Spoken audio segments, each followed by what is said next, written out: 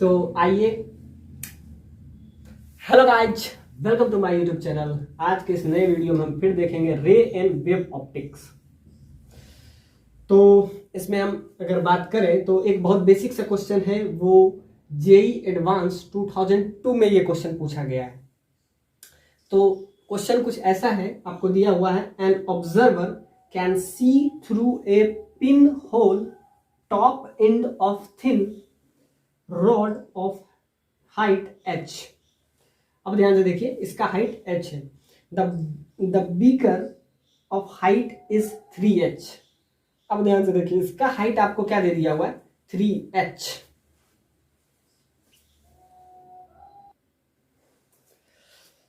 तो आइए अब देखते हैं। तो इस प्रॉब्लम में, ये प्रॉब्लम आपको जे एडवांस 2002 में पूछा है। ऑब्जर्वर, ये आपका ऑब्जर्वर है। Observer can see through, observer can see through the pin hole the top end of a thin rod of height h। अब ध्यान से देखिए, ये इसका हाइट, इस रॉड जो है, ये आपका रॉड है, इसका हाइट आपको दे दिया हुआ और इसका हाइट आपको h दे दिया हुआ। तो इसमें आपको दिया हुआ है an observer can see through a pin hole the top and of a thin rod height h। The beaker height is 3h। The beaker height is 3h and its radius is h। अब इसका height 3h है, तो ध्यान से देखिए, यहां से आपको 2h है और ये आपका h है, तो ये टोटल कितना हो गया, 3h। तो यहां पे दिया हुआ है कि beaker height is 3h and its radius is h। अब इसका हाइट आपको क्या दे दिया हुआ है, h दे दिया हुआ। When the beaker is filled with a liquid is 3h and its radius is h, and when beaker is filled up to the height 2h। अब ध्यान से देखिए, इसमें हम क्या कर रहे हैं, लिक्विड फिल कर रहे हैं। filled with liquid, filled with liquid is 3h and its radius is h। जब इसमें हम 2h तक क्या भर दें, the beaker is filled with up to a 2h। अब इसको 2h तक अगर हम इसको फिल कर देते हैं, यहां अगर हम इसको फिल कर देते हैं, he can see the lower end of rod, यानी कि इसका जो लोअर एंड है रॉड का, वो यानी कि he can see the lower end of rod, then the find the refractive index of this liquid। यानी कि इस लिक्विड का आपको म्यू का वैल्यू पता है। मतलब एक ऑब्जर्वर है, वो इस एंगल से देख रहा है। और इस टाइप का प्रॉब्लम हम पहले कर चुके हैं एच.सी. वर्मा, जब हम एच.सी. वर्मा का सॉल्यूशन डाले थे, तो उसमें हम जब देख रहे थे wave optics, sorry ray optics, तो उसमें हम देख लिए थे इसका, ये बहुत ही बेसिक टाइप प्रॉब्लम था। तो उसमें हम देखे थे इसी टाइप का प्रॉब्लम था। तो ये प्रॉब्लम आईआईटी यानी कि 2002 में पूछा है और सब्जेक्टिव में पूछा है। और ये बहुत ही लाजवाब क्वेश्चन है कि जब इसमें हम वाटर फिल करते हैं तो इसका लोअर एंड भी दिख जाता है। या क्या बोल रहा है, lower end of a rod, lower end of a rod which has refractive index that is mu. तो इसका जो रिफ्रैक्टिव इंडेक्स है वो म्यू है, और यहां से इसके लोअर एंड भी हम क्या कह सकते हैं, we can see the lower end of a rod, then the refractive index of liquid. ये जो लिक्विड है, इसका रिफ्रैक्टिव इंडेक्स बताइए। तो अब हम इसका देखते हैं कि इसका लोअर एंड, तो यहां पे क्या हो जाएगा, सिंपल सा बात है, 2 बार रिफ्रैक्शन होगा और यहां से ये रिफ्रैक्शन होकर ये जो लाइट है कहीं ना कहीं यहां तक पहुंच रहा है, और वही लाइट ये ऑब्जर्वर उसको विजुअलाइज कर रहा है। So this is Indeed it's a good problem, basically it's a good problem for refraction. अब इस क्वेश्चन को हम आगे कैरी ऑन करते हैं। तो इसमें कुछ ऐसा दिया हुआ है कि एक ऑब्जर्वर है जो कि इधर से इसको विजुअलाइज कर रहा है, और ये इसके h हाइट का एक रॉड है, इस h हाइट के रॉड को वो पूरी तरीके से विजुअलाइज करने का कोशिश कर रहा है, यानी कि ही कैन सी, इस क्वेश्चन में दिया हुआ है, he can see the lower end of rod, he can see the lower end of a rod, find the refractive index of liquid। तो ये जो लिक्विड है इसका रिफ्रैक्टिव इंडेक्स आप बताइए कि इसका रिफ्रैक्टिव इंडेक्स क्या होगा। तो इसमें सबसे इंपॉर्टेंट चीज है, अगर हम इसमें रिफ्रैक्टिव इंडेक्स की बात करें, इसमें जो लिक्विड, हमको रिफ्रैक्टिव इंडेक्स निकालना है तो पहले हम इसको बेसिकली इस पॉइंट पे, इस पर्टिकुलर पॉइंट पे क्या होगा, रिफ्रैक्शन होगा, रिफ्रैक्शन। और ये प्रॉब्लम जो जेईई एडवांस 2002 में ये प्रॉब्लम पूछा है, ये आपका एच.सी. वर्मा बुक का ये शायद 45 या 46 नंबर, ये डायरेक्ट प्रॉब्लम एग्जैक्टली यही है, बस उसमें लिक्विड नहीं है, बाकी सारा कंसेप्ट हम पहले इसका डील कर चुके हैं। तो ये बहुत ही बेसिक प्रॉब्लम है। तो इसमें हम क्या करेंगे, रिफ्रैक्टिव इंडेक्स तो बस एक बहाना है, बस इसमें हमको क्या करना है, इस पॉइंट पे, इस पर्टिकुलर पॉइंट को, लेट्स दिस पॉइंट इज, ये आपका P है, ये आपका Q है, तो इसको हम ले लेते हैं, let's this point is S। तो आपको यहां पे क्या करना है, इस पॉइंट पे रिफ्रैक्शन करवाना है। तो एक लाइट जो कि P से यहां तक पहुंचेगी, P से यहां तक पहुंचेगी, और ये रॉड अगर फुल्ली विजुअल आपको करना है, इसको फुल्ली विजुअलाइज करना है, इसको फुल्ली विजुअलाइज करना है, तो इसके जो लोअर एंड है यहां से एक लाइट निकलेगा और ये इधर पहुंचेगा, और इसके रास्ते ये यहां पे ऑब्जर्वर को दिखेगा। तो यहां पे अगर हम इसको फुल्ली विजुअलाइज करना चाहेंगे तो इसका लोअर एंड से जो रिफ्रैक्शन हो, यानी कि इस पॉइंट, यानी कि ये जो ऑब्जर्वर हो, ये इसके लास्ट पॉइंट को, यानी अगर ये पॉइंट देख पाता है, यानी कि Q वाला, यहां से बहुत सारा लाइट निकलेगा, सारा रिफ्रैक्शन करके इसके पास पहुंचेगा। तो अगर ये लोअर पॉइंट पे, ये जो पॉइंट यानी कि इस रॉड का जो लोअर पॉइंट है वो Q, और ये अगर यहां तक पहुंच जाता है तो ये तो ऊपर है, ये रिफ्रैक्शन के थ्रू तो यहां पहुंच ही जाएगा। तो अगर ये कह रहा है कि he can see the lower end of the rod, यानी कि इसके लोअर एंड को भी वो देख पाता है, तो आप बताइए इस लिक्विड में जो हम फिल किए हैं इसका रिफ्रैक्टिव इंडेक्स क्या होगा। यानी कि पहले क्या था, पहले हम लिक्विड इसमें फिल नहीं किए थे, तो क्या होता था, इसका लोअर पॉइंट ये विजुअलाइज नहीं कर पाता था। लेकिन अब हम इसमें जब लिक्विड फिल कर दिए हैं तो ये नीचे वाला पॉइंट को ये देख पाता है, यानी he can easily visualise the point Q, so find the refractive index of that liquid. तो क्या करेंगे हम यहाँ पे, अब इसमें सिंपल सा बात है, अब ये प्रॉब्लम ज्यादा नहीं रहा, इस पॉइंट पे जाके रिफ्रैक्शन करेगा, और रिफ्रैक्शन का रूल आपको पता है, using Snell's law, using Snell's law. तो इसमें अगर स्नेल्स लॉ अगर हम यूज करते हैं तो क्या हो जाएगा, μ1 sin θ1 μ2 sin θ2, ये आपस में बराबर होता है। अब ध्यान से देखिए, तो स्नेल्स लॉ एट पॉइंट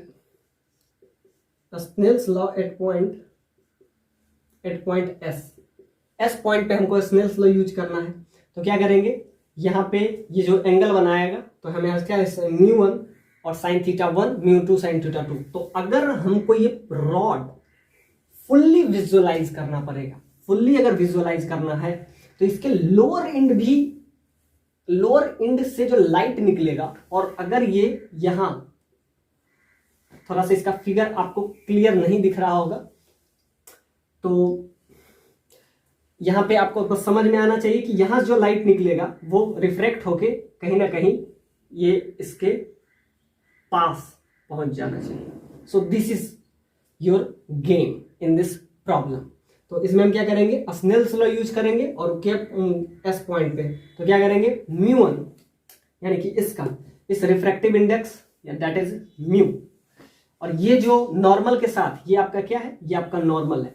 जिस भी प्लेन पे रिफ्रैक्शन होता है तो उस पे हम क्या करते हैं, 90 डिग्री, यानी उस पर्टिकुलर प्लेन पे हम क्या करते हैं 90 डिग्री इंसिडेंट करते हैं, और ये जो एंगल बनता है वो क्या हो जाता है आपका नॉर्मल, यानी कि उस प्लेन पे हमेशा परपेंडिकुलर होता है जिस प्लेन पे लाइट इंसिडेंट कर रहा हो। तो इधर से लाइट आया तो इस प्लेन पे ये किया, तो उस प्लेन उस पर्टिकुलर पॉइंट पे, यानी कि वो जो पर्टिकुलर पॉइंट है एस है, एस पे ये क्या होता है नॉर्मल होता है। और नॉर्मल क्या होता है perpendicular to the plane, perpendicular to the plane, उस प्लेन के हमेशा परपेंडिकुलर होता है। तो यहां पे क्या किए, इस पे हम क्या कर दिए नॉर्मल ड्रॉ किए। पहले क्या था सिचुएशन कुछ ऐसा है कि पहले इसमें वाटर फिल नहीं किए थे, तो ये रॉड इसको विजुअलाइज नहीं कर पा रहा है। यहाँ पे समझिए कि ए ऑब्जर्वर ए है, ये इसको फुल्ली विजुअलाइज नहीं कर पा रहा था। अब क्या किए थोड़ा सा हम इसमें मतलब इसमें 2h हाइट तक, यहां से टोटल हाइट आपका क्या है, ये आपका टोटल हाइट यहां से यहां तक ये आपका 3h है। तो क्या है कि जब हम इसमें वाटर पहले नहीं फिल किए थे तो ये इसको फुल्ली विजुअलाइज नहीं हो पाता था। तो अब क्या किए जब वाटर हो इसमें फिल किए तो क्या होगा रिफ्रैक्शन होगा, रिफ्रैक्शन के थ्रू यहां तक पहुंचेगा। तो after refraction at the point S using Snell's law that is μ1 S1, तो μ1 क्या होता है फर्स्ट मीडियम का रिफ्रैक्टिव इंडेक्स,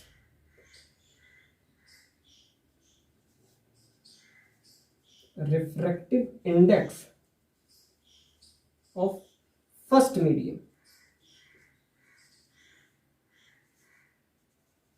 और ये आपका क्या है μ2, और ये एंगल किससे बनेगा, एंगल हमेशा बात जब भी एंगल की करेंगे तो उस प्लेन पे जो परपेंडिकुलर नॉर्मल होता है उससे एंगल देखेंगे। तो ध्यान से देखिए μ1 sin θ1, μ1 क्या है refractive index of first medium, और ये क्या हो जाएगा refractive index of second medium, second medium.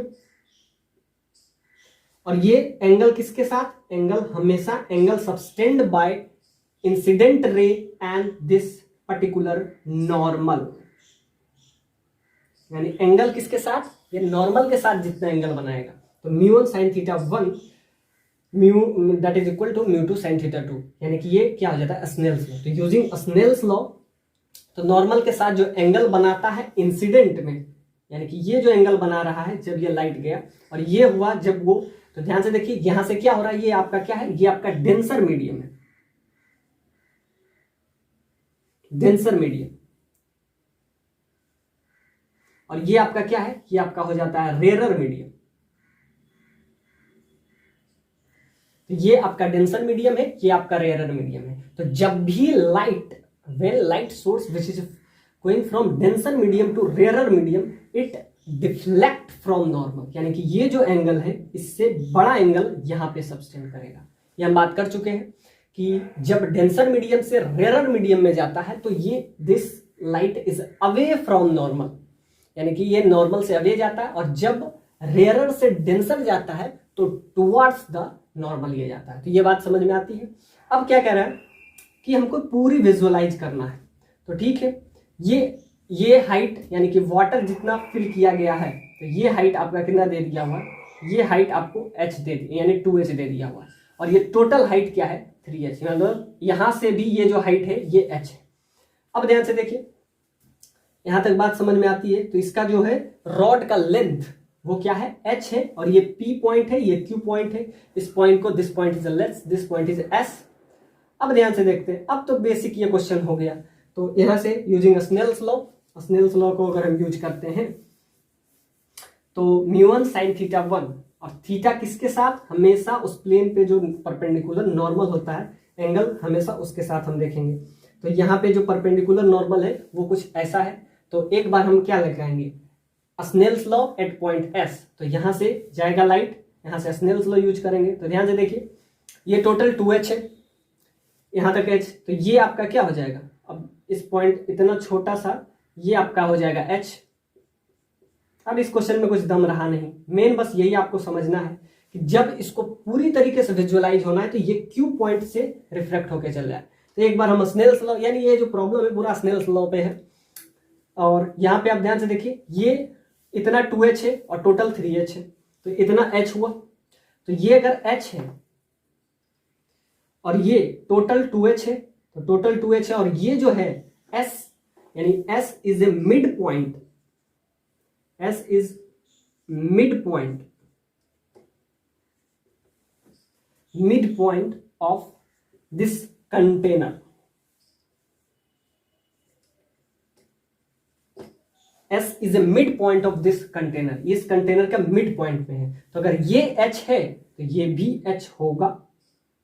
ये टोटल 2H है, तो इतना आपका क्या हो जाएगा, H हो जाएगा। तो ध्यान से देखिए, तो ये H है। अब रॉड का आप मास, मतलब कि इसका थिकनेस को आप स्मॉल ही समझे, तो वैसे भी प्रॉब्लम में क्या दिया है कि इसका थिकनेस, मतलब ये कहिएगा H, इसका हाइट नहीं, तो इसका थिकनेस को नेग्लेक्जिबल लिखिए, यानी कि थिकनेस ऑफ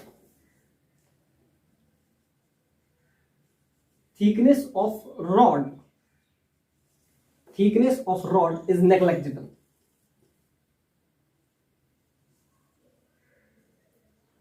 तो इसका जो थिकनेस होगा वो क्या नेग्लेक्जिबल, आप समझ सकते हैं। और S जो है इन दोनों का मिड पॉइंट है। सो S is a mid point of this container.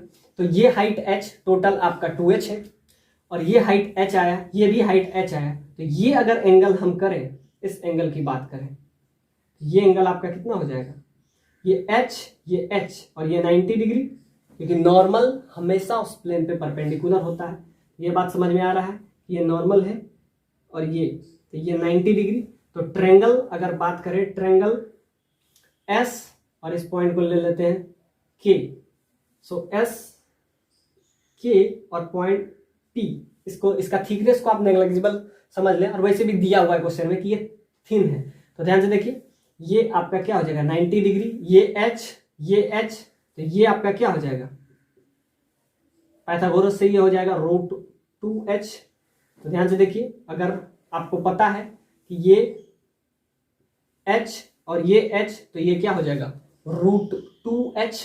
अगर इसका फिगर क्लियर नहीं है तो एक बार हम इसका फिगर क्लीन से बना लेते हैं, फिर भी हम आपको बात समझा देते हैं। ये इतना 2h है, तो ये H और ये H और ये H, क्योंकि इसका भी हाइट आपको क्या दे दिया 2h, तो इसमें आप ऐसा भी समझ सकते हैं, इसको आप लिख सकते हैं बाइसिमेट्री।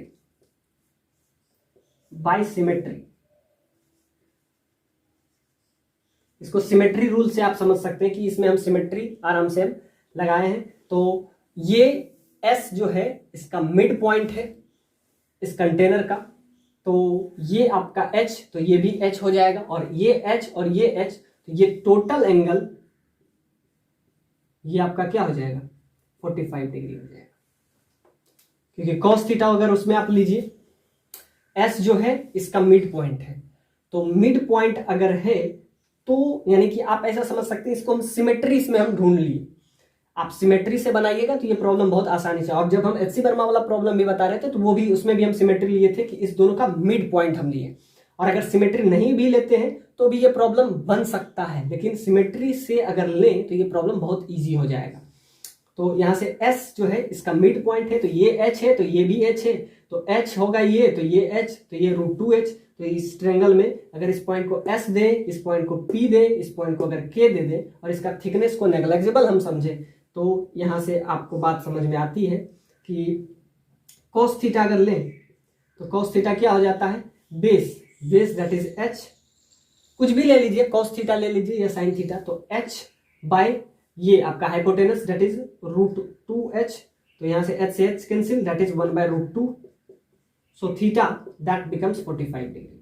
ये बात समझ में आता है। यहाँ sin थीटा भी ले लीजिएगा तो भी आपका होगा ये भी H, तो इसमें आप sin थीटा भी अगर ले लें तो क्या हो जाएगा, ये H यानी थीटा का सामने ये भी H है, और √2h, तो H से H, तो थीटा क्या है यहाँ से भी आपका 45 आ जाएगा। तो कुछ भी लीजिए, थीटा यहाँ से आगे, बस यही क्वेश्चन में। इसमें थोड़ा सा एजम्पशन लेना पड़ेगा आपको कि ये मिड पॉइंट है, जिससे प्रॉब्लम बहुत आसान हो जाता है। अब क्या करेंगे, स्नेल्स लॉ का हम यूज करेंगे, यूजिंग स्नेल्स लॉ। तो हम क्या करेंगे, लाइट जो है यहां से निकला, यानी कि डेंसर से निकला और रेयरर में गया, तो अवे फ्रॉम नॉर्मल, तो यहां से हम यूज करेंगे म्यू, इसका रिफ्रैक्टिव इंडेक्स है, sine i that is equal to, अब इसका ये यहाँ पे आपका क्या हो जाएगा, एयर का refractive index that is 1 into sine r. अब ध्यान से देखिए ये टोटल 45 है, तो इतना एंगल क्या होगा। तो ध्यान से देखिए, अब इस ट्रायंगल में अगर बात करें एस और इस पॉइंट को भी कुछ, let's this point is T. तो अगर हम बात करें ट्रायंगल एस क्यू टी, अगर इस ट्रायंगल की हम बात करें तो ट्रायंगल एस क्यू टी में ये टोटल हाइट 2h। अब ध्यान से देखिए इसका हाइट आपको 2h दिया हुआ है, और ये हाइट क्योंकि ये मिड पॉइंट है, पहले ही हम इसमें बता चुके हैं कि ये मिड पॉइंट है, तो साइन आई निकालना आसान है। तो ध्यान से देखिए 2 पॉइंट हमें ज्यूम किए हैं, पी क्यू उसका लेंथ है, एस उसका मिड पॉइंट है, के इस पॉइंट को हम के ले लिए हैं, और इस पॉइंट को हम क्या ले लिए हैं, this particular point that is T. So sine i का वैल्यू अगर हम देखें तो साइन आई का वैल्यू अगर हम इसमें देख लें तो साइन आई का वैल्यू बहुत आसानी से निकलेगा। साइन क्या होता है, तो ये आपको पता है कि ये 2h है और ये h, यानी कि ये टोटल लेंथ यानी एस और टी आपको 2h दिया हुआ है, यानी कि ये जितना में वाटर यानी लिक्विड फील्ड है वो आपका क्या है 2h है, और ये मिड पॉइंट है, so this is h, so this is 2h, this is h। सो यहां से अगर हम एस क्यू की बात करें इस ट्रायंगल में, तो अब इसमें बहुत आसान है कि आपको क्या पता है, ये आपको पता है, ये आपको 2h पता है, यहां तक आपको 2h पता है, और ये मिड पॉइंट है तो h पता है। तो यहां से अगर एस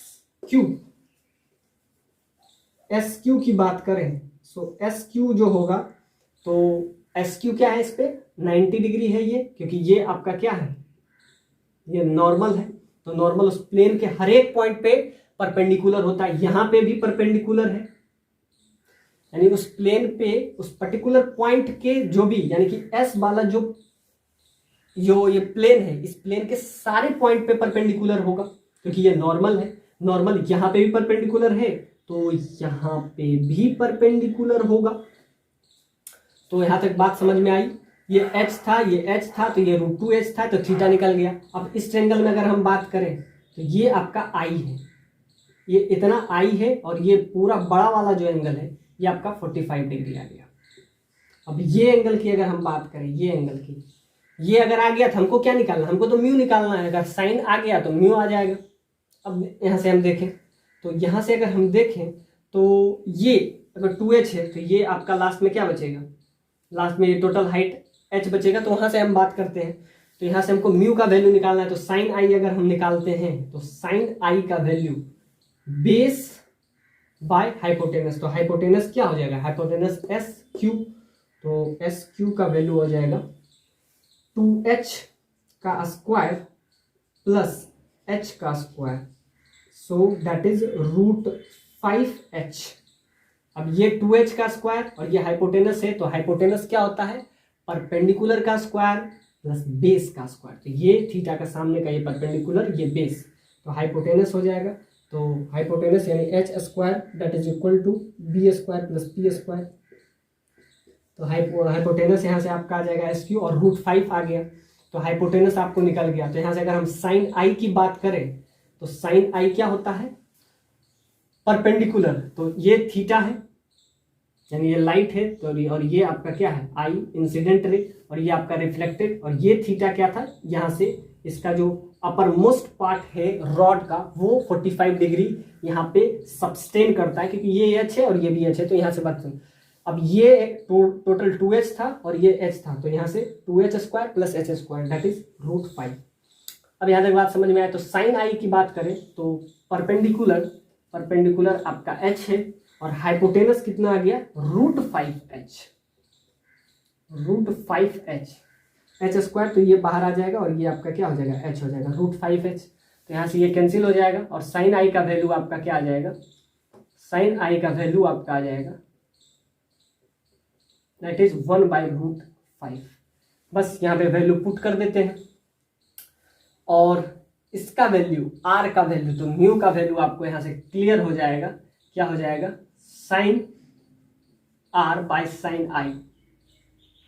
साइन आई का वैल्यू आपको पता है, और आर का वैल्यू अगर हमको निकालना है तो आपको पता है कि ये आपका एच है, और ये यहाँ पे भी सिंपल सा बात है कि ये एंगल आपको निकालना है, ये एंगल। तो अगर ये आर है तो ये 90 माइनस थीटा हो जाएगा ये। अगर तो अब म्यू का वैल्यू क्या आ गया, sign r by sine I.